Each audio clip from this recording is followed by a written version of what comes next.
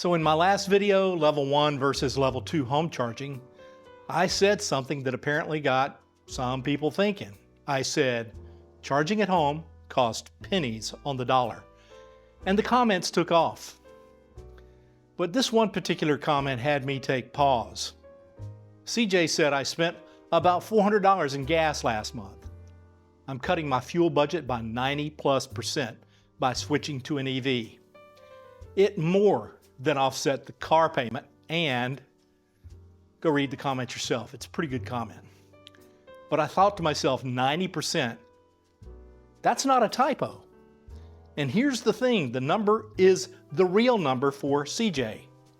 But most EV owners have no idea if it applies to them. They just know their electric bill went up and they're hoping it's worth the cost. You'll have to read that comment for yourself to understand. But this example is as good a place as any to get started. So today, I'm going to show you the exact math you can use to figure out your savings. That way, you will know whether your numbers look like that or something different. You will be able to figure out the answer for yourself because the answer you need depends on a few things most people never even check. Now, if you haven't watched the video on level 1 versus level 2 home charging, the link is in the description, or it's going to pop up over here somewhere or over here. Anyway, that video covers which charger you actually need for your home setup. This video answers the question that video left open. What's this going to do to my electric bill? And is up to 90% savings actually possible? Well, we're going to go through 3 numbers that every EV owner should know. Blast a little bit of bunk that's causing some real financial confusion, and I'm going to give you a formula that you can run at home tonight to get your exact number. So let's start with a number that makes all of this work in the first place. Here's the most important number you need to understand your home charging costs. It's called the kilowatt hour. Your utility charges you for electricity in kilowatt hours, the same way a gas station charges you per gallon or per liter for the rest of the world. The national average right now is roughly 16 cents per kilowatt hour. And that number varies. In California, you might be paying 25, 30, 35 cents per kilowatt hour. And in parts of the South, closer to 10 to 12 cents per kilowatt hour, and some places even as low as 8 or 9 cents per kilowatt hour. Just go pull your electric bill right now, and I'll guarantee you that number's on there somewhere. And that's your number. Now, here's where it gets interesting. The Bolt EUV uses about 28 kilowatt hours to go 100 miles.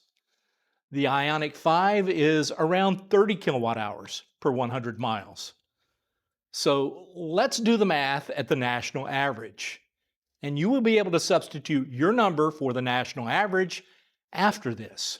So let's look at 30 kilowatt hours times 16 cents. That's $4.80 to go 100 miles in your EV when you're charging at home. Compare that to a 30 mile per gallon gas car at $4 a gallon, and that's $13.33 for the same 100 miles. Now, CJ was spending $400 a month on gas. At those numbers, yeah, the savings are pretty doggone real. But let's make sure yours checks out for you because your rate, your car, and how you charge all affect the final number that you get at the end of the day. Here's a myth that we're going to blast right here, right now. And it's one that scares most people away from EVs entirely. The myth goes, I can't afford my electric bill to double. I'll just stick with gas. Well, here's where that fear comes from and why it almost never plays out. The average American drives about 37 miles per day. So let's round that up to 40 miles for easy math. At 30 kilowatt hours per 100 miles, 40 miles costs you about 12 kilowatt hours. And at 16 cents per kilowatt hour, that's $1.92 per day to charge your EV at home. $1.92 a day. And over a full month, that's 30 days, that comes to about $57. The average American electric bill is around $140 to $150 a month. So we're talking about a roughly 40% increase on your electric bill, not a doubling. And that $57 is replacing what you were spending on gas. So yes, your electric bill does go up, but your gas bill goes away. Away, completely away. And in this example, 30 days times 40 miles equals 1,200 miles a month at 30 miles per gallon and at $4 per gallon. That means you just stopped spending $160 a month for gasoline. 57 in electricity is less than 1/3 of the cost of gasoline. The total cost of fuel, electricity versus gas, goes down significantly. And that's exactly what CJ is experiencing. The electric bill went up, but it was more than offset because the gas bill disappeared entirely. Now, the concern is not wrong. It's just pointed at the wrong number. So a quick pause. If you're finding this useful, go ahead and hit the like button. It helps more EV owners find this video. That's genuinely the whole reason I make these. Now, on to myth number 2, and this one trips up people on the other side of the equation. Myth number 2, and this one is just as, if not more dangerous. It comes from the opposite direction. Oh, home charging is basically free. I barely notice it on my bill. Now, this one kind of concerns me because when people go in thinking EV charging is essentially free, they stop paying attention to how they're charging. And that's where real money gets left on the table. Here's what I mean. Most utilities offer something called time of use rates. TOU for short. We'll just call it TOU. The idea is simple. Electricity is cheaper during off-peak hours, usually late at night and early morning, and more expensive during peak demand hours, typically in the late afternoon into the evening. On a standard rate, you might be paying 16 cents per kilowatt hour. But on a time of use rate, charging your EV at midnight costs maybe 8 to 10 cents per kilowatt hour, cutting your charging cost nearly in half. And you do this just by scheduling your car to charge overnight. So now, the previous example of $57 per month goes all the way down to $28.50 per month. Now you are 20%, actually less than 20% of what you were spending on gasoline. And here's how that happens. Both the Bolt and the Ioniq 5 let you schedule your charging times right from the app or in the car's settings. And once you go in and set it, you set it once.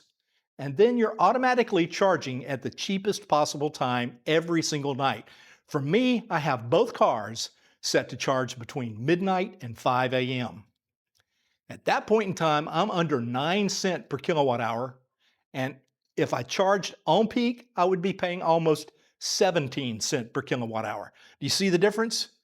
And that's the difference between less than gas and way less than gas.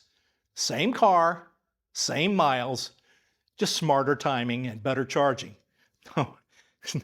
And a point to fester under the skin of my friends in the ICE community, I would love to see you get your gallons of gas at half the rate during the overnight hours. The only way you can do that, risk you getting a mouthful of a flammable liquid. Give it a shot.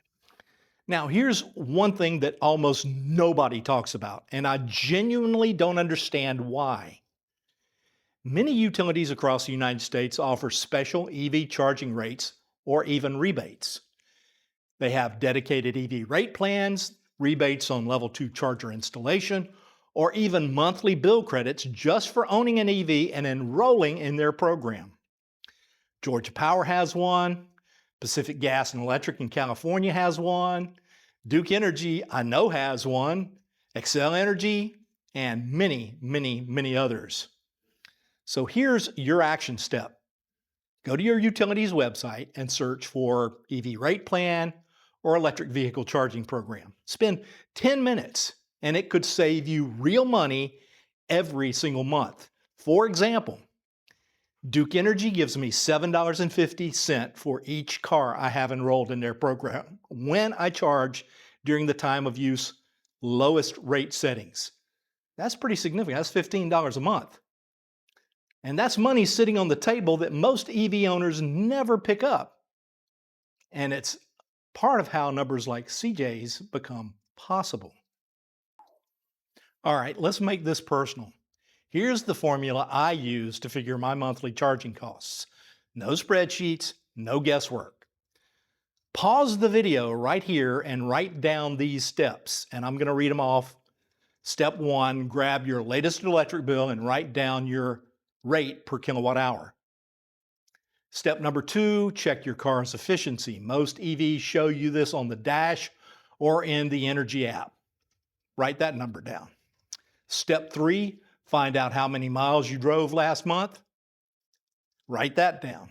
Step 4, divide your total miles by your miles per kilowatt hour, and that tells you how many kilowatt hours you actually used. Multiply that kilowatt hour number by your rate, and that's your total monthly charging costs. Now, I know some of you are going to say, hey, you're not accounting for energy losses. That number is so minuscule, less than 10%, I'm not going to worry about it. And if you do, that's on you. Now, step 6 is optional. You can divide that total cost by your miles driven and get your real cost per mile. That's it. That's your real number.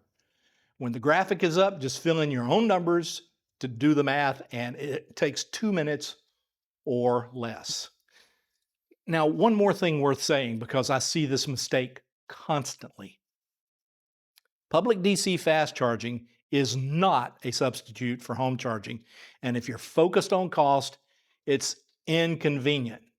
It's a convenience tool for road trips and emergencies, because at a public fast charger, you might pay 40, 50, or even 60 cents per kilowatt hour. That's 2 to 5 times what it costs to charge at home. And if you're primarily charging at public stations and wondering why the savings aren't showing up, that's your answer. Home charging is where the economics of EV ownership actually works. Now, in last week's video, we explained how to set up home charging. This video gives you the why in real dollars.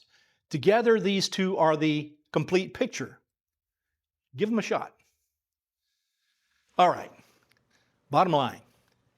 3 things to take from this video. Number 1, home charging will not double your bill. On average driving, expect your electric bill to go up about $50 to $60 a month. And your gas bill goes away. It's gone. Number 2, it's also not free. Now, time of use rates and utility EV programs are real and meaningful savings that most owners never use. So you can go find yours right now, and that'll help. And number 3, use the formula. Your rate, your EV's efficiency, your miles. Get your number. And that's the only number that really matters. CJ's 90% savings is CJ's real number, but it's also the upper end. Your number might be 70% or 80% or 60%. Either way, the math will work. The key is actually running it so you know what you're working with, and that's important. Now, if this helped you get your head around the actual numbers, share it with someone who's on the fence about an EV because of charging costs. That's the whole reason this channel exists. Real EV ownership shared. And drop a comment below. What are you paying per kilowatt hour in your area? I'm genuinely curious how different it looks around the world. And if you've run the formula, drop your monthly savings in the comments too. Let's see how it all compares to CJ's. The video on level 1 versus level 2 is linked below. In the description, those two together will give you pretty much everything you need on home charging. And I want to thank you again for stopping by, and I will see you out there or somewhere along the route from point A to point B. And remember, drive electric and charge cheap. I'll see you all real soon.